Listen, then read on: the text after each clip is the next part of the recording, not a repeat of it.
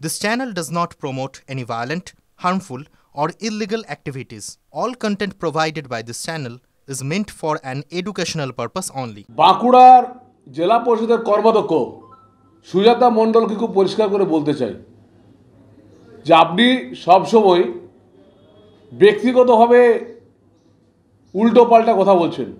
একটা হচ্ছে আইনি নোটিশ আমার যাচ্ছে, দ্বিতীয়ত হচ্ছে আমার একটা ফাইল আছে, যে ফাইলে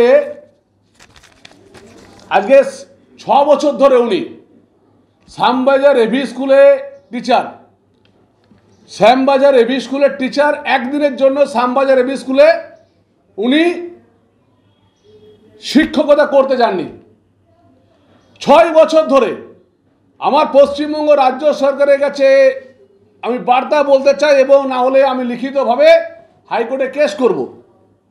6 বছর ধরে উনি শ্যামবাজার এভি স্কুলের একদিনের জন্য উনি প্রেজেন্ট করেননি। উনি কলকাতা যে ডিআই স্কুল আছে কার্তিক মান্নানের সঙ্গে সম্পর্ক রেখে ওখানে না গিয়ে সেখানে তিনি প্রতি মাসের বেতন তুলছেন 6 বছর ধরে। 6 বছর ধরে উনি প্রতি মাসের বেতন পাচ্ছেন, এবং সবচেয়ে লজ্জার বিষয় যেদিন নমিনেশন করেছেন সেদিনের বেতনও পর্যন্ত ব্যাংকে গিয়েছে। আমার সমস্ত ফাইল আছে। এবং উনি যে নির্বাচনে প্রচার করেছেন স্কুল না গিয়েও সেই বেতন উনি তুলেছেন, এবং তিনি এখানে জেলা পরিষদের সই করে ভাতা নিচ্ছেন, আবার ওখানেও ভাতা নিচ্ছেন। এটা জন্য আমি কন্ডেম করছি। আমি শিক্ষা সচিবকে বলবো, দুর্নীতি তো গোটাটাই করছেন, কিন্তু একজন শিক্ষক 6 বছর বিদ্যালয়ে না গিয়ে কি করে শুধুমাত্র এখানে প্রচার করছে, তারপরও সে ওখানে বেতন কি করে পায়? এটা আমাকে পরিষ্কার করে শিক্ষা সচিবকে বলতে হবে, শিক্ষামন্ত্রীকে বলতে হবে। দুর্নীতিগ্রস্ত শিক্ষামন্ত্রী এবং দুর্নীতিগ্রস্ত শিক্ষা দপ্তর এবং সুজাতা মণ্ডল চাকরিতে জয়েন না করে, চাকরিতে না করেও কি করে বেতন পায়? তৃতীয়ত কথা, সুজাতা মণ্ডল অনেক বড় বড় কথা বলছেন। জেলা পরিষদ থেকে আমার কাছে, আমি প্রমাণ ছাড়া কথা বলি না, 70% কাটমানি নিচ্ছেন। মৎস্য দপ্তরের জেলা পরিষদের 70% কাটমানি নিচ্ছেন। যারা তৃণমূল কংগ্রেসের নেতারা আছে তারা আমাকে বলছেন যে 70% কাটমানি। চিন্তা করা যায়? জেলা পরিষদ থেকে ওর পিএস হয়ে ফোন যাচ্ছে 70% কাটমানি দিতে হবে, নাহলে মাছ ছাড়াবে না। আজকে দেখাক বাঁকুড়া জেলায় কতগুলো পুকুরে মাছ ছাড়া হয়েছে, মাছ কোথায় বড় হয়েছে, 70% কাটমানি নিচ্ছে। তৃতীয়ত আমি বলতে চাই, নিজের গ্রামেও চাকরির জন্য টাকা নিয়েছেন। চতুর্থত আমি বলতে চাই যে আজকে 1 বছরে 3 বার বিদেশ যাত্রা হয় কি করে? আমার কাছে সব ফাইল আছে।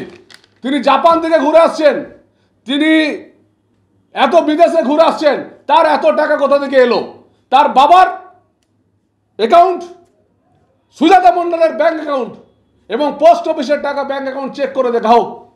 এই যে উদ্বৃত্ত টাকা জেলা পরিষদ থেকে এত টাকা এলো কি করে? আমি ইনকাম ট্যাক্স ডিপার্টমেন্টকে চিঠি দিচ্ছি।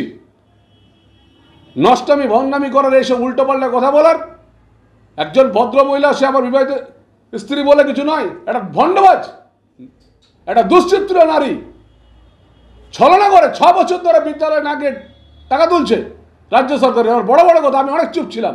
আরও অনেক কিছু আছে, এই ফাইলে আছে। তার বাবা এবং তিনি নিজের গ্রামে পর্যন্ত চাকরি দেবার নাম করে টাকা নিচ্ছেন, সেই আমি প্রমাণও পর্যন্ত পেয়েছি। কি যেন নাম ছেলেটার, সেটা ভুলে গেছে। সেই ছেলে আমার কাছে এসেছিল আজ সকালে। আমি তাই বলি, এগুলো তদন্ত করা হোক। শিক্ষা সচিবরা তৃণমূলের নেতা হলেই তিনি বিদ্যালয়ে না গিয়ে বেতন পাবেন। শ্যামবাজার এভি স্কুলে যান না একদিনে পড়াতে, সেখানে বেতন পাচ্ছেন। তার তদন্ত করা হোক, এবং আমি হাইকোর্টে বিষয়টা তুলছি, এবং আমি আমার তরফ থেকে ইনকাম ট্যাক্স ডিপার্টমেন্টকেও চিঠি দিচ্ছি যে 3 বার, 1 বছরে 3 বার বিদেশ ভ্রমণ কী করে হয়? জাপানে গেলে অনেক টাকা লাগে। আমরা তো এমপি, আমরা তো অনেক স্যালারি পাই, আমাদের তো নিজস্ব বিজনেস আছে, কিন্তু তার কোথা থেকে কী আছে সেটা পরিষ্কারভাবে দেখা যাবে।